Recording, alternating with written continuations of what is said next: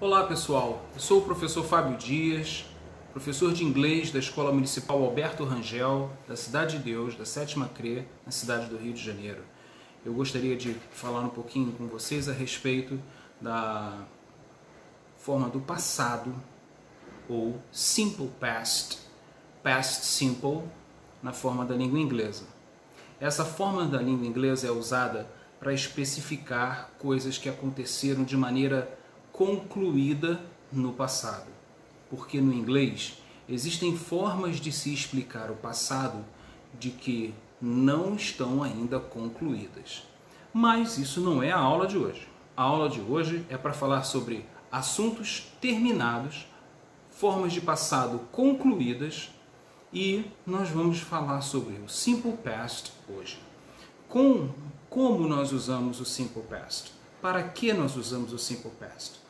E como eu já falei, ele é usado para esse tipo de coisas. Quando nós falamos de uma ação que teve início, meio e fim no passado, certo? Algo como, por exemplo, eu viajei para Manaus em 1989. Então, eu viajei, essa ação de viajar, ela foi concluída. Teve início, meio e fim em 1989. Pronto, acabou. Então ela não influencia o presente. Ela não impacta no presente. Ela não começa no passado e termina agora. Ela foi lá. Viajar para Manaus foi em 1989. Pum, está lá no passado. Certo? Então, isso é o conceito básico do simple past, past simple. E nós podemos usar também, assim como no present simple, que foi dito lá atrás, nós podemos usar expressões ou advérbios, ou expressões adverbiais, que localizam situações de frequência no passado.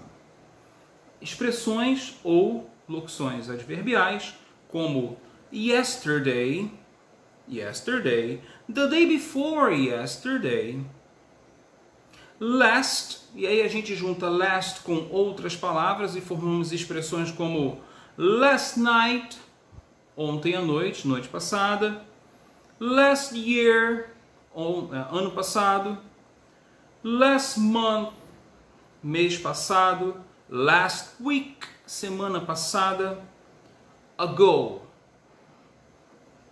Sim, significa atrás. Como, por exemplo, 3 days ago, 4 days ago, 3 dias atrás, 4 dias atrás. Essa é a ideia básica sobre simple past. Se eu quero formar a negativa do verbo, eu tenho que usar auxiliares. Nós já falamos sobre verbos auxiliares em outras aulas, e vou repetir. Para formarmos negativas e interrogativas em inglês, necessitamos de verbos auxiliares. Os verbos auxiliares que vamos usar, ou o verbo auxiliar que vamos utilizar no simple past é did.